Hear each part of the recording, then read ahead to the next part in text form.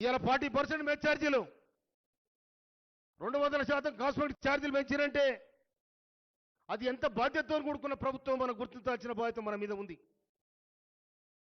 అందుకోసమనే ఈ గొప్ప కార్యం, పెద్ద ప్రోగ్రాం ఇది.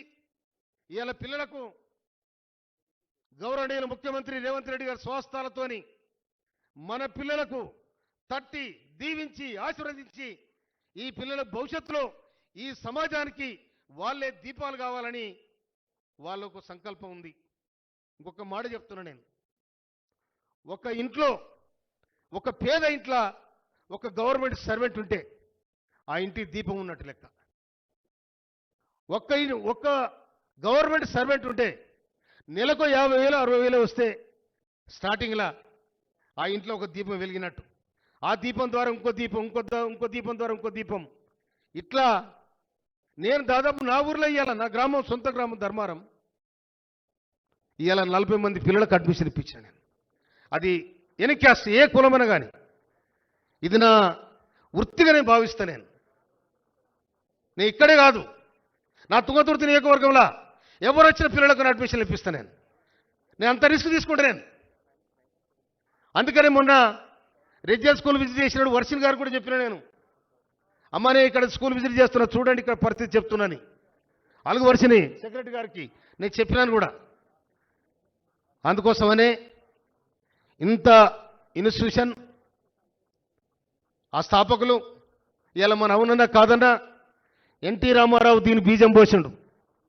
కానీ వారికి కూడా నేను మనం స్వర్గీయ ఎన్టీ రామారావు గురు ధన్యవాదాలు తెలియాల్సిన అవసరం ఉంది. ఎందుకంటే డాక్టర్ బిఆర్ అంబేద్కర్ భారత రాజ్యాంగాన్ని పొందుపరిచి రాజ్యాంగంలో మనిషికి మాట్లాడే హక్కు, మనిషికి జీవించే హక్కు, మనిషికి చదువుకునే హక్కు, మనిషికి ఓటు హక్కు, మహిళలకు హక్కు, ఇవన్నీ కల్పించిన ఘనత డాక్టర్ బిఆర్ అంబేద్కర్.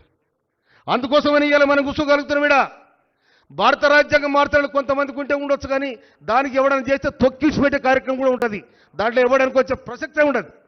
ఎందుకంటే మనం ఇవాళ ఇక్కడ కూర్చొని మాట్లాడుతున్నామంటే రాజ్యాంగం మనం కల్పించిన రైట్స్ ఇది.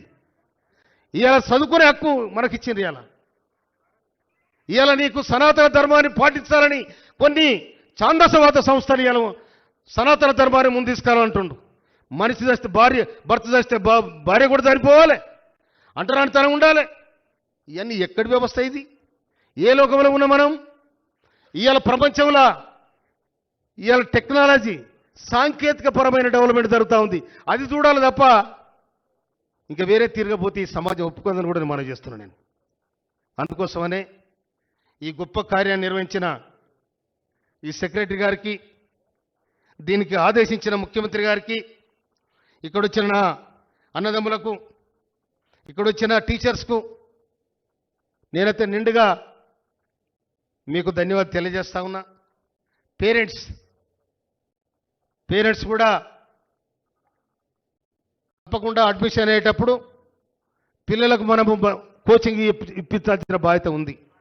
సీటు రాకపోతే మనం చాలా తిప్పలు పడుతున్నాం. ఆ సీటు రావడానికి మనం ప్రయత్నం చేయాలి, పిల్లలకు తయారు చేసి పెట్టాలి. లేకపోతే పోయి ప్రిన్సిపల్ మీదనో, లేకపోతే జేడీ మీదనో, లేకపోతే ఆర్జేడీ మీదనో మనకు కొట్లాడితే లాభం లేదు. ఫస్ట్ మనం మెరిట్లో వచ్చే ప్రయత్నం చేయాలి. అందుకోసమనే మన ఎక్కనైనా కూడా ఈ మెరిట్ కోసం ప్రయత్నం చేయాలని, 100% చదవాలి. ఉంటేనే ఏదో రెసిడెన్షియల్ స్కూల్ పోయినాము చదివినాం అంటే కాదు. అది బలమైన ఎడ్యుకేషన్ ఉండాలి, బలమైన కాన్సెప్ట్ ఉండాలి. అప్పుడే నువ్వు దాన్ని అందుకోగలుగుతావు, లేకపోతే అందుకోలేవు. అందుకోసమని ఎంతోమంది ఈ రెసిడెన్షియల్ స్కూల్లో చదివిన వాళ్ళు టీచర్లు అయినరు, లెక్చరర్స్ అయినరు, ఆఫీసర్స్ అయినరు, ఎంఆర్ఓలు అయినరు, కలెక్టర్స్ అయినరు. కనుక ఈ రెసిడెన్షియల్ స్కూల్స్ అనేవి ఇది బడుగు బలహీన వర్గాలకు ఒక దేవాలయం. ఈ దేవాలయాన్ని కాపాడాల్సిన బాధ్యత మన మీద ఉంది. అందులో ఉన్న వాళ్ళందరూ కూడా నిండుగా చదువుకొని భవిష్యత్ తరాలకు మీరే వెలుగు దీపాలు కావాలని నాకు ఈ అవకాశం ఇచ్చిన ఈ వేదికకు హృదయపూర్వక ధన్యవాదాలు తెలియజేస్తూ ముగిస్తున్నాను. Thank you.